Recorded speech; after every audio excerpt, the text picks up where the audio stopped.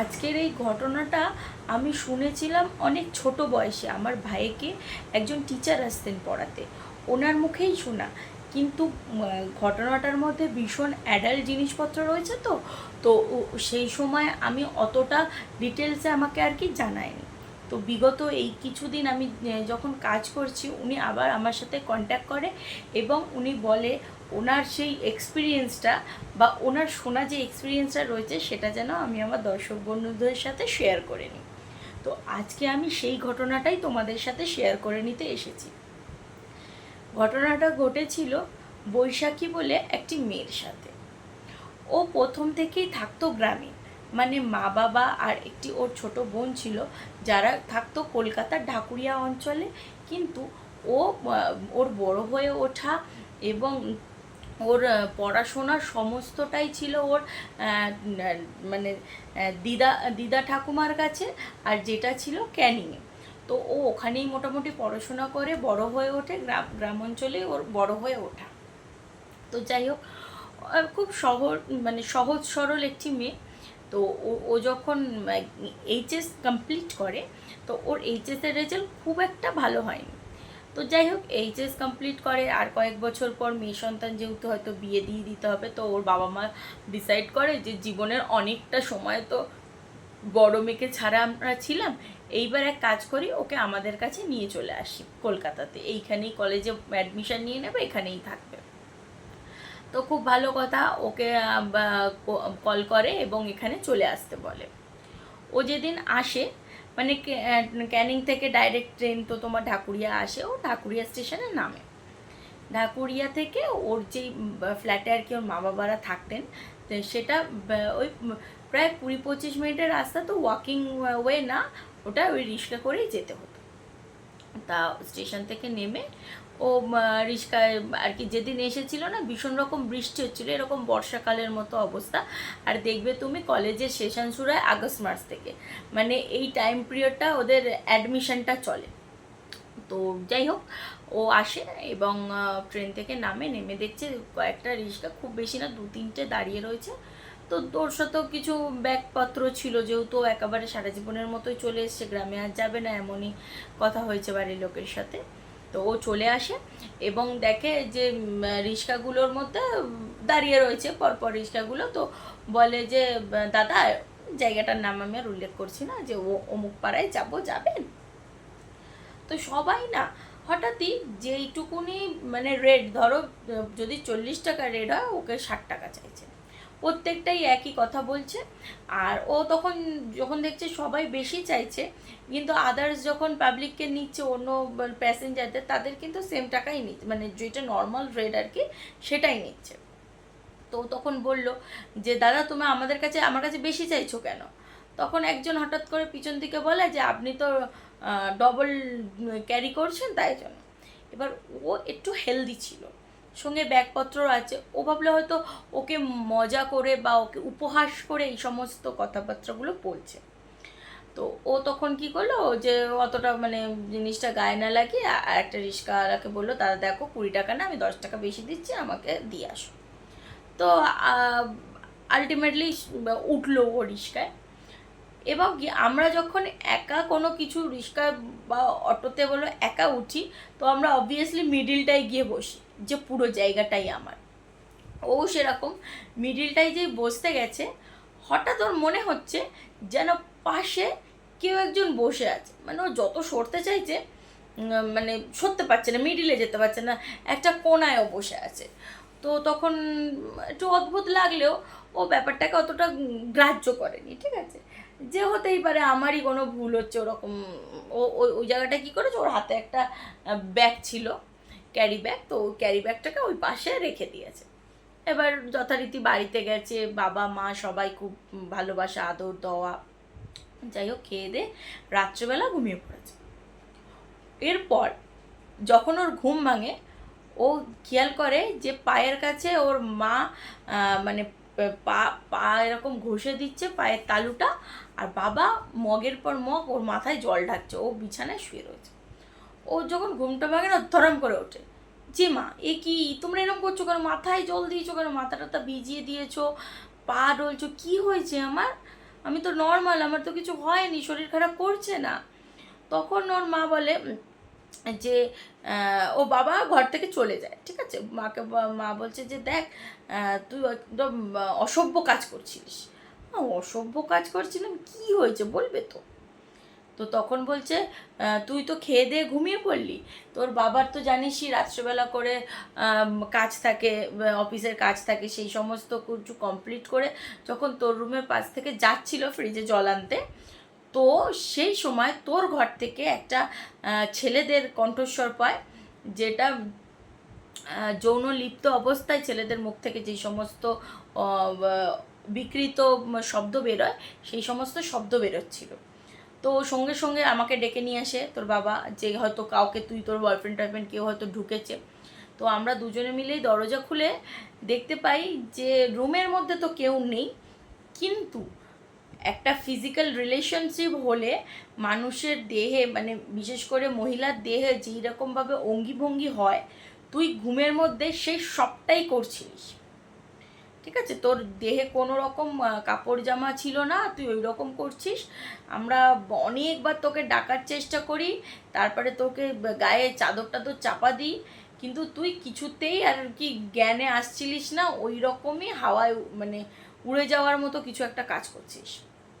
তো তখন আমরা বাধ্য হয়ে তোর মাথায় আর কি জল টল দিই, কারণ দেখ ঘরে ছোট বোন আছে, এই অবস্থায় যদি তোকে দেখে তো তো অবাক ব্যাপার হয়ে যাবে না, মানে একটা, তুই ওর কাছে ছোট হয়ে যাবি। তো তুই কী করছিলিস, কিছু খেয়েছিস বা কিছু এরকম বিভিন্ন ধরনের প্রশ্ন আর কি ওর মা করে।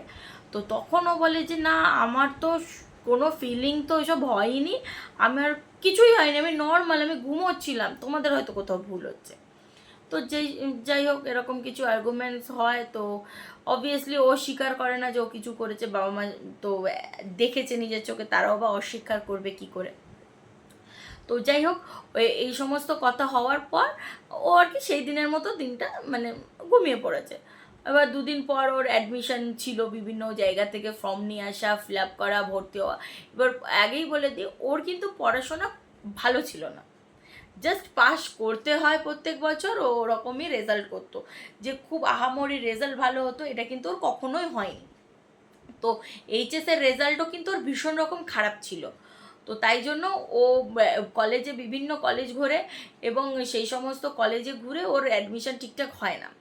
তারপর অনেক সোর্স খাটিয়ে একটা কলেজে অ্যাডমিশন হয়। তো ও যেহেতু গ্রাম থেকে এসেছিলো, তো এমনি একটু মুখ চোরা টাইপের মেয়ে ছিল, যে খুব সহজে লোকের সাথে মিশতে পারতো না। তো ও অ্যাডমিশন হয় পাসের সাবজেক্টে অ্যাডমিশন হয়, অনার্স সাবজেক্ট পায় না। তো যাই হোক, এবার পাসের সাবজেক্ট, প্রথম দিন কলেজে গেছে, পাসের সাবজেক্টে কি হয় দেখবে, একসাথে যে ক্লাসগুলো হয় ওদের অনেক বড় বড় হল রুমে, মানে বসে, আর লম্বা লম্বা করে বেঞ্চ ছিল, তো একটা বেঞ্চে বসতো 5 জন করে। তা আর ওরা কি বললো বলো তো, অনেকটা মানে প্রায় একসাথে 250-300 জন ছেলে মেয়ে মিলে ক্লাস করছে, তো প্রচুর লোক। এবার ও একটা অদ্ভুত জিনিস রোজ কলেজে গেলে লক্ষ্য করে, ও যেই চেয়ারে বসে, নর্মালি সব চেয়ারে 5 জন করে বসে, কিন্তু ও যেই চেয়ারে বসে ওইখানে একটা 4 জন থাকে, ওর পাশে একজন যেন বসে না, একটা সিট যেন অলওয়েজ ফাঁকা। তো এরম করেই দিন কাটে। তো একদিন যে আন্টি আর কি গল্প করেছে তার সাথে ওনার দেখা হয়, ওনার সাথে টুকটাক কথা বলতো। তা উনি বলছে যে আচ্ছা, তুমি তো জায়গা পাচ্ছ না, ও একটু লেট করে এসেছিলো, এই আন্টিটা যার যে গল্পটা স্টোরিটা আর কি আমাকে বলেছে, সে কলেজে একটু দেরি করে আসে, তো অবভিয়াসলি সে তখন জায়গা সিট পাচ্ছিল না। তো তখন ও বলে যে তুমি আমার পাশে বসো, আমাদের বেঞ্চে তো 5 জন বসেনি, 4 জন বসেছে, তুমি আমাদের বেঞ্চে বসতে পারো। তো ও না অদ্ভুতভাবে ওকে দেখে চলে যায় আর কি। এবার ও আর কিছু জিজ্ঞাসা টিজ্ঞাসা করে না। আরও 2-4 দিন কাটে। 2-4 দিন কাটার পর একদিন ক্যান্টিনে বসে ও খাবার দাবার খাচ্ছে। এবার ওদেরই ক্লাসের বেশ সুন্দর ডাগর আর একটু মানে পপুলার একটি মেয়ে আসে ওর কাছে, এসে বলে কি, আচ্ছা শোন, তোমার সাথে আমার একটু কথা আছে। ও তো অবাক যে কি বলবে উনি, একটু মানে যেহেতু ওই হাইফাই টাইপের মেয়েটা, বেশ দেখতেও ভালো, বেশ সবসময় 5-7 জন মেয়ে নিয়ে ঘোরে, বন্ধু নিয়ে ঘোরে। তা ওকে বলছে যে শোনো না, তোমার পাশে যে বসে থাকে সে কি তোমার বয়ফ্রেন্ড? ও তো অবাক, না আমার পাশে এক যে বসে বয়ফ্রেন্ড দূরের কথা, আমার কোনো বয়ফ্রেন্ডই নেই। বলছে না কই না তো, আমার কোনো বয়ফ্রেন্ড টয়ফ্রেন্ড নেই তো। বলে তাহলে তো খুব ভালো হলো, এক কাজ করো ওকে এই লেটারটা দিয়ে দেবো, বলে একটা লাভ লেটার ওর হাতে দিয়েছে। তো বলছে আমি কাকে দেবো, আমি তো কাউকে চিনি না এই কলেজে।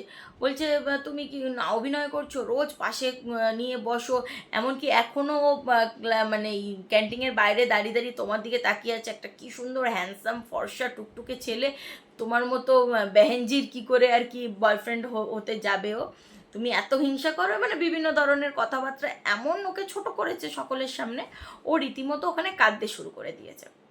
বলে ওরা চলে গেছে, বলছে ঠিক আছে তোমার বলার দরকার নেই, আমরাই কথা বলে নেবো পরে, দিয়ে চলে গেছে। এরপরে ওর যেই মানে যে আন্টি আর কি আমাকে গল্পটা করেছিল, ওই আন্টি তখন ওই বান্ধবীর কাছে যায় এবং ওকে বলে যে দেখো তুমি দিয়ে দিতেই পারতে লেটারটা ওই দাদাটাকে যে তোমার সাথে সাথে ঘোরে। তো বলছে দেখো আমার সঙ্গে কেউই থাকে না, আমি তো একাই থাকি, তোমরা তো সেই রকমভাবে কথাও বলো না, যেহেতু আমি গ্রাম থেকে এসেছি। তো তখন বলছে না তোমার পাশে তো সবসময় একটা ফর্সা করে প্রায় 6 ফুট হাইটের একটা সুন্দর দেখতে ছেলে সব সময় থাকে, ইনফ্যাক্ট এখনও আছে, ও বাইরে দাঁড়িয়ে রয়েছে দেখলাম। তো ও না ভীষণ জিনিসটা অবাক লাগলো। তো ও সেদিন আর ওদের সাথে বেশি তর্কে যায়নি, ওর সাথে সাথে বাড়ি গেছে এবং মাকে গিয়ে সবটা জানিয়েছে যে মা এরকম এরকম ব্যাপার, বন্ধুরা এই বলছে, কিন্তু আমি তো কাউকে দেখিনি। তখন ওর মা কি বুঝতে পারে হয়তো কিছু, তো উনি তখন ওদের ওখানে একটা মাঝার ছিল, তো ওই মাঝারে নিয়ে যায়। তো সরি প্রথমে মাঝারে না, কিন্তু প্রথমে একটা মন্দিরে নিয়ে যায় পুরোহিতের কাছে।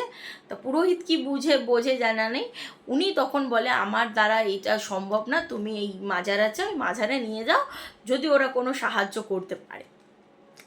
তা ওরা তখন ওই কোথায় আমি তোমায় বলছি, হাজরা থেকে ছাড়িয়ে যে ভাঙুর আছে ওইখানে দেখবে মসজিদ রয়েছে, ওইখানে একটা মাজার আছে আর কি, ওখানে নিয়ে যাওয়া হয় মেয়েটি। নিয়ে যাওয়ার পর ও ওখানে বিভিন্ন রিচুয়াল করার পর দেখতে পায় যে মানে ওরা বলে আর কি ওর সাথে একটা জিন রয়েছে, ঠিক আছে, সেই জিনটা ভীষণ রকম শক্তিশালী, ঠিক আছে, আর ভীষণ সুদর্শন। তো ওকে আমরা ছাড়াতে পারবো না, মানে ওকে ওকে আমাদের ক্ষমতা নেই ওর সাথে লড়াই করার, তো আপনি অন্য কোথাও যান, অন্য কোথাও দিয়ে চিকিৎসা করাতে পারেন। তো যখন কোনো সুরাহা পায় না, ওর মা বাবা আবার রিটার্ন চলে আসে এবং আলোচনা করে ওকে আবারও গ্রামে পাঠিয়ে দেওয়া হয়, যে শহরে আসার পর থেকেই তোর জীবনে এই সমস্ত কিছু শুরু হয়েছে, তো আবার যদি ও গ্রামে ফিরে যায় তাহলে হয়তো আবার সমস্ত কিছু ঠিক হয়ে যেতে পারে, এরকম চিন্তাভাবনা নিয়ে ওকে আবারও ক্যানিংয়ে পাঠিয়ে দেওয়া হয়, ওখানের একটা কলেজে আর কি ওকে অ্যাডমিশন করে দেওয়া হয়। এবার ওর যে মামা বাড়িতেও থাকতো সেটা বিশাল বড় বাড়ি। এবার ও সন্ধ্যের পর বা রাত্রেবেলা পড়াশোনা হয়ে গেলে ছাদে গিয়ে আর কি বসতো একা একা, গল্পের বই টই পড়ার শখ ছিল, আর একা একা থাকতে একটু বেশি ভালোবাসতো। তো একদিন ওই রকম ও না ওর ব্যালকানিতে একটা দোলনার মধ্যে বসে দোল খাচ্ছে আর একটা গল্পের বই আর কি পড়ছে। হঠাৎ ওর মনে হলো দোলনার ঠিক পেছনে কেউ একজন এসেছে এবং সে একটা ঠান্ডা শীতল নিঃশ্বাস ওর ঘাড়ের কাছে ফেলছে। ও আস্তে আস্তে ফিরে দেখালো, তাকিয়ে দেখতে পেল একটা খুব সুন্দর ছেলে, মানে যেমন বলিউডের হিরোরা যেরকম হয় ওই রকমই একটা 6 ফুট হাইট, মাসেলস রয়েছে, ফর্সা, দুর্দান্ত দেখতে, খুব সুন্দর, আর ওর গা থেকে যেন একটা বিভৎস সুন্দর অ্যাট্রাকটিভ স্মেল বেরোচ্ছে। তো তো জাস্ট দেখে হাঁ হয়ে দাঁড়িয়ে রয়েছে যে কে তুমি, যে মানে এতদিন যারা দেখতো যা বলতো এইটাই তাহলে সে। তো তখন ও বলে যে তুমি কি সে যে আমার সাথে সাথে থাকো। তখন ওই ব্যক্তিত্বটা যে আর কি আবির্ভূত হয়েছিল সে শুধু একটাই কথা বলে, তুমি ওখান থেকে এসে ভুল করেছো, তুমি ওখানে ছিলে বেটার ছিলে, এইখানে আসার পর তোমার সাথে আরও খারাপ কিছু হতে পারে। তো যাই হোক এটা বলে ও ওর চোখের সামনে থেকেই কিন্তু গায়েব হয়ে যায়। এরপর থেকে এটা বাজে জিনিস শুরু হয়, সেটা হলো প্রত্যেক রাতে, মানে এটা ওর ইচ্ছা থাকুক না থাকুক, প্রথম প্রথম তো অবভিয়াসলি ওর খুব ভালো, 18-19 বছরের একটি মেয়ে, খুব এনজয় করছিল অনেক কিছু, তা কি না প্রত্যেক রাতে ওই ছেলেটি আসতো এবং ওর সাথে ফিজিক্যাল হতো। ও প্রথম প্রথম তো ওর খুব ভালো লাগতো, ইনফ্যাক্ট কিছুদিন যাবার পর ওর যখন শরীর খারাপ থাকতো, যে কোনো বিষয়, এমনকি যখন ওর পিরিয়ডসের টাইম পিরিয়ডটাও চলতো, তখনও কিন্তু ওই ছেলেটি আসতো এবং ওর সাথে ফিজিক্যাল হতো। এবার এই জিনিসগুলো না ওর ভীষণ বিরক্তর সৃষ্টি করছিল। ও মানে কি বলতো, নিতে পারছিল না। আর একটা ভালো জিনিস তো সেই মানে ও যখন থেকে প্রত্যেক রাতে ওর সাথে ফিজিক্যাল হচ্ছে, ওর আরেকটা জিনিস গ্রোথ হচ্ছে। কী গ্রোথ হচ্ছে না, ওর রেজাল্ট টপে পৌঁছে গেছে। যে মেয়ে জীবনে কখনো 40-এর বেশি নাম্বার তোলেনি, সেই মেয়ের রেজাল্টে প্রায় 99% মানে র্যাঙ্কে রয়েছে। ওর প্রত্যেকটা এক্সামে বলো, প্রত্যেকটা বার্ষিক এক্সামে সব কিছুতে টপ করছে। ও তো নিজেও দেখে ব্যাপারটা ভীষণ রকম অবাক হয়ে গেছে যে কি করে পসিবল হলো। ও এটাও বলছে যে আমি পরীক্ষা দিতে যাচ্ছি, আমি কিছু জানি না, ঠিক আছে, আমি বসে আছি, আমার হাত যেন এমনি এমনিই চলছে এবং আমি প্রত্যেকটা কোশ্চেনে ঠিকঠাক অ্যান্সার দিয়ে চলে আসছি। তো যাই হোক, পড়াশোনা খুব ভালো দেখে তো মা বাবা দিদা দাদু সকলে ভীষণ রকম খুশি, ঠিক আছে। এবং ওইভাবে ও 3 বছর চলে, ওইভাবে ও রেগুলার ওর সাথে ফিজিক্যালি হয়, আর ওইদিকেও রেজাল্ট ভালো হয়, ওর সব গুড নিউজ আসতে থাকে বিভিন্ন বিষয়ে।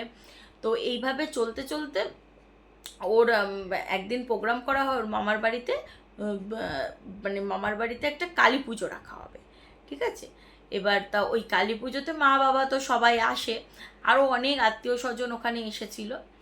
এবার ওর এই পুজোটা রাখার আরেকটা কারণও ছিল যে ও একটা খুব ভালো পোস্টে সরকারি চাকরি পেয়েছিল, মানে নিজে থেকেই এক্সাম দিয়েছে, পরীক্ষা দিয়ে পাশ করে সরকারি চাকরির জয়েন্ট লেটারও পেয়ে গেছে। তো যখন এরকম আর কি সেই কারণেই পুজোটা দেওয়া হয়েছিল। তো ওই পুজোতে ওরই একজন রিলেটিভ আসেন, সে না একটু টুকটাক জানতো, মানে কি একটু তন্ত্রমন্ত্র একটু বিশ্বাসী ছিলেন বা একটু মন্ত্র জানতেন। তা উনি আসে, উনি যখন মানে মেয়েটির সাথে দেখা করে না, ওদের মা বাবাদের জিজ্ঞাসা করে যে ওর সাথে কি কিছু হয়েছে বা কেউ কি আছে, আমার মনে হচ্ছে যেন ওর সাথে কেউ আছে। তা তখন ওরা সবটাই ওনাকে জানায় যে এরম এরম ব্যাপার হচ্ছে, কিছুদিন যাবত, তো তুমি একবার দেখতে পারো, 3 বছর মতো হয়ে গেছে, জিনিসটা আছে ওর সাথে। তো ওর পিসি তো মানে উনিও সম্পর্কর পিসি হতেন, তা ওর পিসি তো ভীষণ রকম রেগে, যে এত বছরগুলো মানে দিন ধরে এরকম চলছে, তোমরা কেউ কিছু বলনি। আর ওনার শরীর স্বাস্থ্য ভীষণ রকম খারাপ হয়ে গেছিলো, একেবারে রোগা হয়ে গেছে, চোখের তলায় ডার্ক সার্কেল পড়ে গেছে। প্রথম প্রথম নাকি উনি খুব সুন্দর হয়ে উঠেছিল, কিন্তু তারপরে আস্তে আস্তে ওর এই ফিজিক্যাল সম্পর্কগুলোর জন্য ওর শরীরে ভীষণ রকম ক্লান্তি সবসময় দেখা দেয়, সব সময় ঝিমোচ্ছে, কারোর সাথে মানে মন দিয়ে কথা বলতে পারছে না। তো যাই হোক, তা উনি বলে যে অমাবস্যা যেহেতু আছে, আমি রাত্রেবেলা ওকে নিয়ে আমার রুমে শোব। মেয়েটিকে নিয়ে যায় এবং সামনে একটা এরকম মানে ত্রিভুজ আকৃতির একটা আঁকে সিঁদুর দিয়ে, উনি গুঁড়ো সিঁদুর দিয়ে, তারপরে একটা জ্যান্ত মুরগি, ল্যাটা মাছ, এই সমস্ত বিভিন্ন জিনিসপত্র নিয়ে আর কি একটা পুজোর আসর তৈরি করে এবং ওই আসরে ওই জিনটিকে উনি ডাকেন। ডাকার পর মানে সেই রিচুয়ালগুলো তো কাউকে দেখায়নি, উনি বাইরে বেরিয়ে একটা কথাই বলে যে ও যাবে কি করে, তোমার মেয়েই তো যেতে দিচ্ছে না ওকে। মানে দীর্ঘদিন ওর সাথে ওই জিনটির থাকার ফলে ওদের দুজনের মধ্যে একটা ভালোবাসার সম্পর্ক হয়ে যায়, মানে মেয়েটি আর কি ভালোবেসে ফেলে ওই জিনটিকে। তো তখন ও বলে যে যে না, ও যাবে না কোথাও, ও বলছে আমিও একে ছেড়ে যাব না, এ বলছে আমিও ওকে ছাড়বো, মানে দুজনেই দুজনকে ছাড়তে নারাজ। তো ও বললো তাহলে তো আমার কিছু করার নেই, একটা কাজ করতে পারো, মেয়েটিকে বিয়ে দিয়ে দাও। তো এবার মেয়েটির কি যথারীতি ছেলে টেলে দেখা হয়, বিয়ে হয়ে যায়। এবং বিয়ে হয়ে যাবার পর থেকে একটা অদ্ভুত জিনিস শুরু হয়, ওর রেগুলার মানে বিয়ে হওয়ার আগে থেকে ওর পিরিয়ড স্টার্ট হয় এবং ওই পিরিয়ডসটা কন্টিনিউ 1-2 মাস চলে। স্বামীর সাথে কোনো রকম সম্পর্ক ক্রিয়েট করতে পারছিল না। এবার যাই হোক, এইরকমভাবে চলার পর এবার একদিন ও স্বামী আর কি জোর করে ওর সাথে ইন্টিমেট হয় এবং ও প্রেগনেন্ট হয়ে যায়, ঠিক আছে।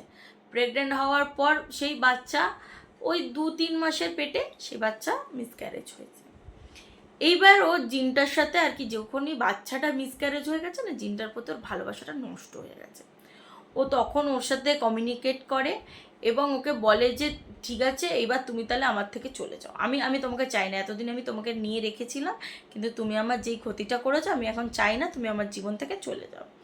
তখন ওই জিনটা বলছে যে তুমি না চাইলে আমি থাকবো না, কিন্তু এটা মাথায় রাখবে যে তোমার জীবন আমি নরক করে দেবো। ঠিক আছে, এতদিন তাহলে তুমি আমায় রেখেছিলে কেন? যখন প্রথমেই ধরা পড়েছিল তুমি যদি না চাইতে আমি তোমার সাথে থাকতাম না। এতদিন তুমি আমার সাথে থেকেছো, আমাকে উপভোগ করেছো, এখন তুমি বলছো বিয়ে হয়ে গেছে বলে আমাকে ছেড়ে দাও। ঠিক আছে, আমি তোমায় ছেড়ে দিচ্ছি, কিন্তু তোমাকে আমি সুখে থাকতে দেবো না।